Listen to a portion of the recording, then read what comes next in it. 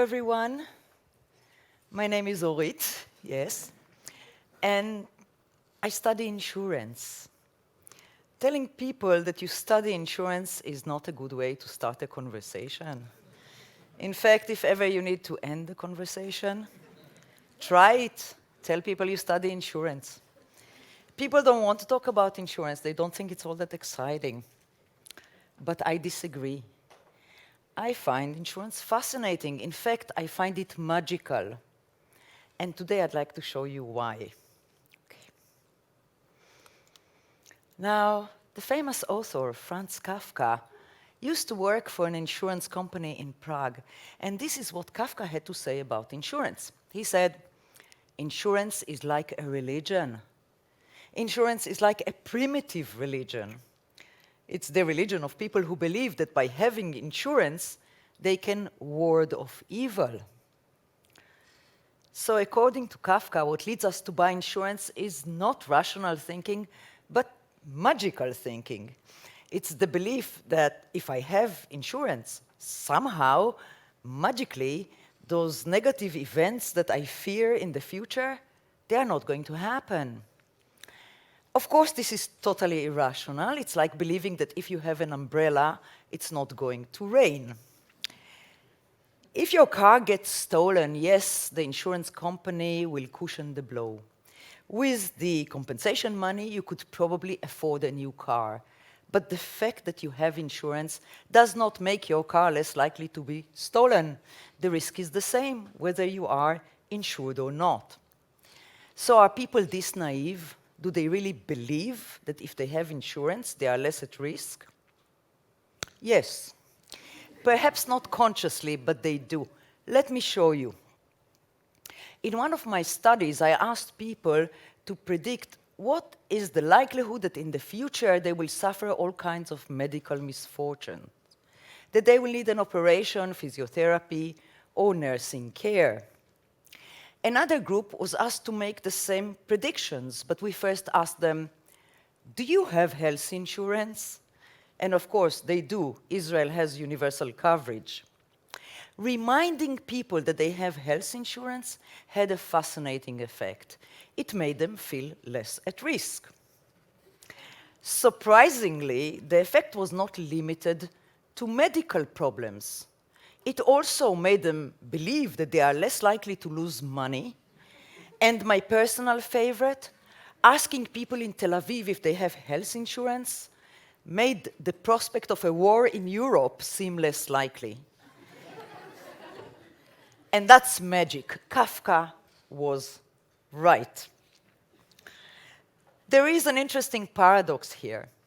We buy insurance against those events that we fear the most. But once we are armed with this protection measure, we feel that we are no longer at risk, somehow, magically. And this protection effect is not unique to insurance policies. We see it with other protection measures as well. Let me show you. In 2012, the citizens of Israel were very worried about a possible military attack by Iran. And the government was distributing gas masks to all the citizens.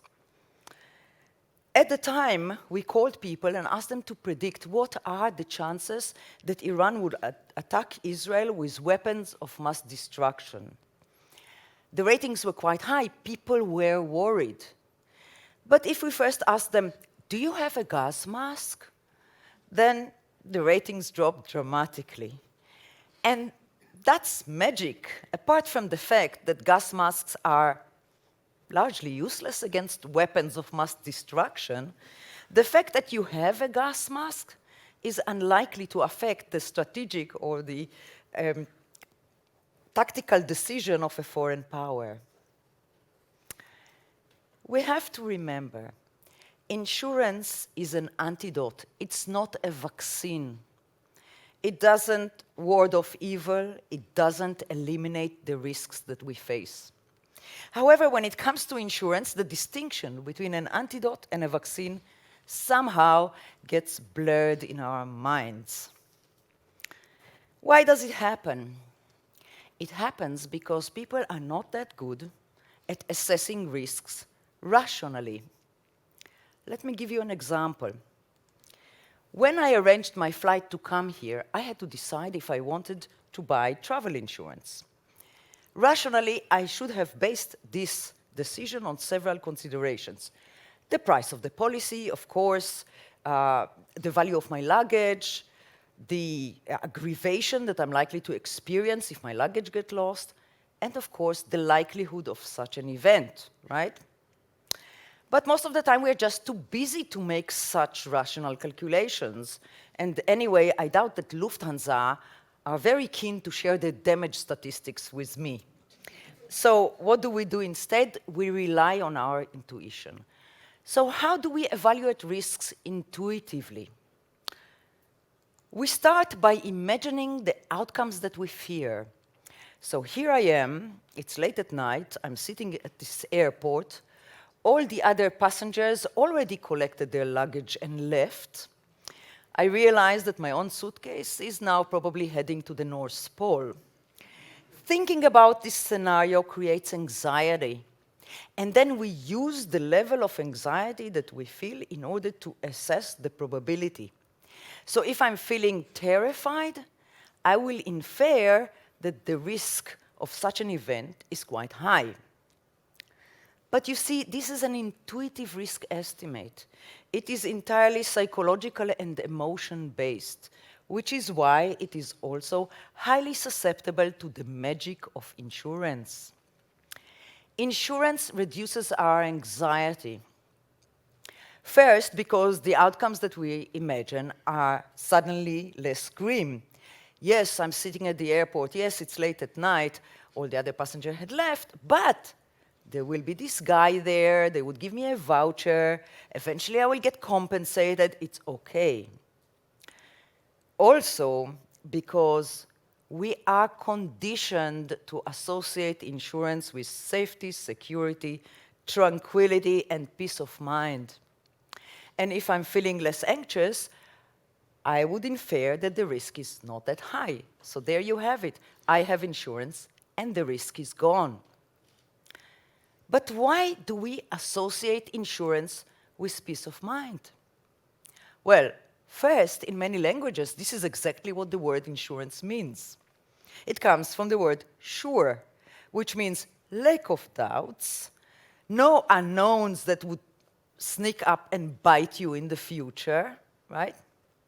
But also because traditionally, this is how insurance was promoted. Let me show you an example.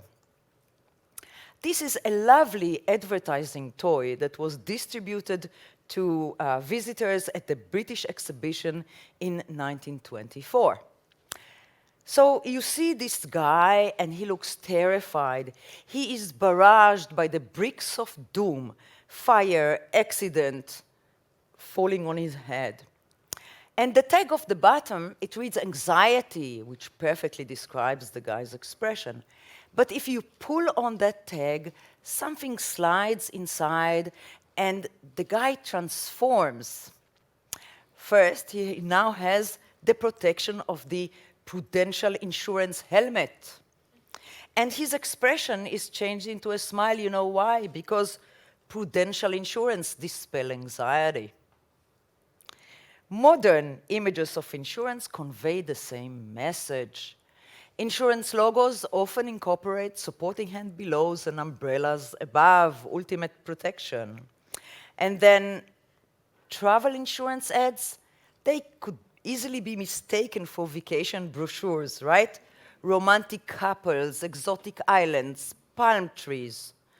And if for some reason you need images of smiling, happy people wearing white, do an image Google search with the words pension plans or health insurance.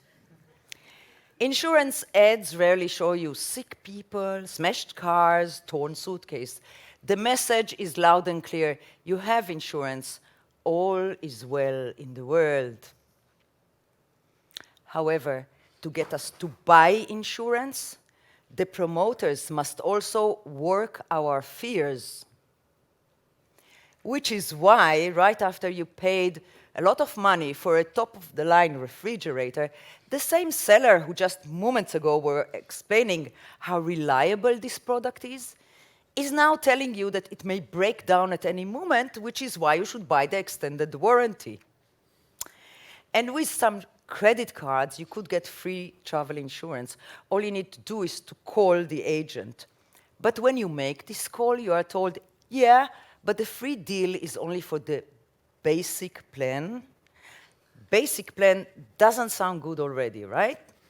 And then you get to hear a list of things that you are not covered against, like fires and heart transplant and floods, etc.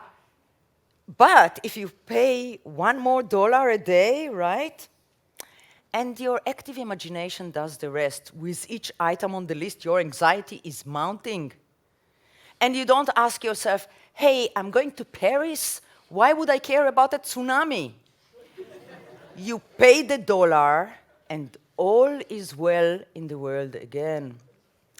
In fact, just realizing that we are not covered against something is enough to distort our perception of risk.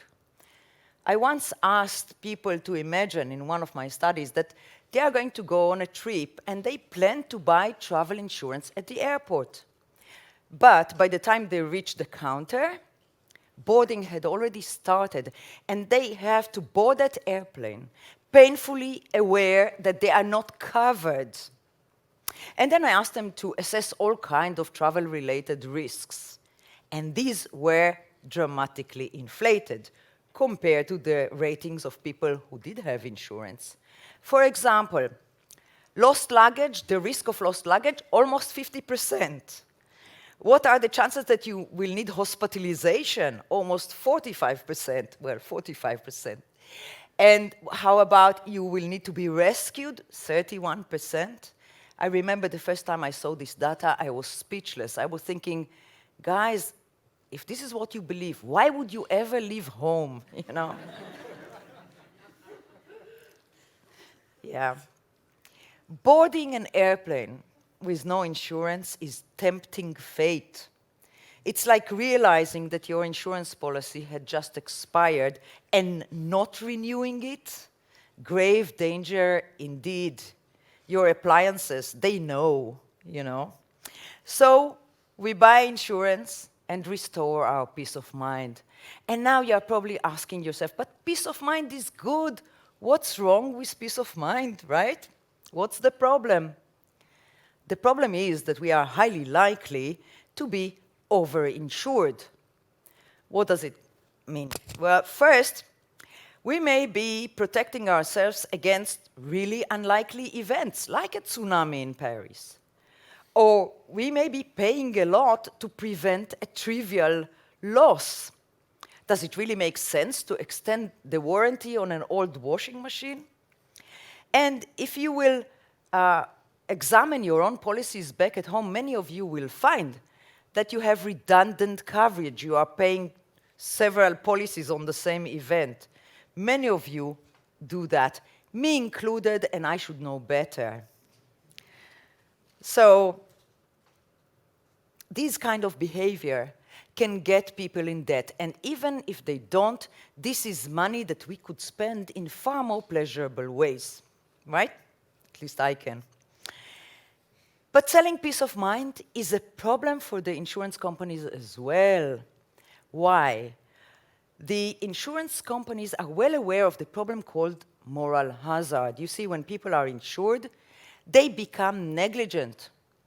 They start leaving their valuables out in the open, they don't check their fire alarms, they drive faster.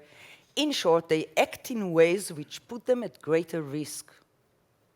Now, the insurance companies, they believe that we behave like that because we know that if something happens, someone else will pay, which is why many policies include deductibles. That's the money that come out of your pocket, right? So the deductibles are there to make sure that some of the risk will stay with the client.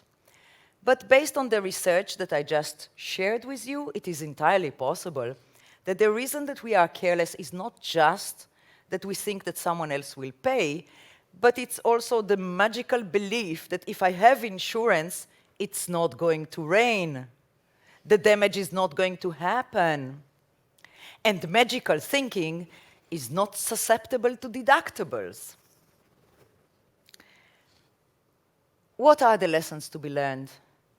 For us, for you, next time you consider buying insurance, remember Kafka.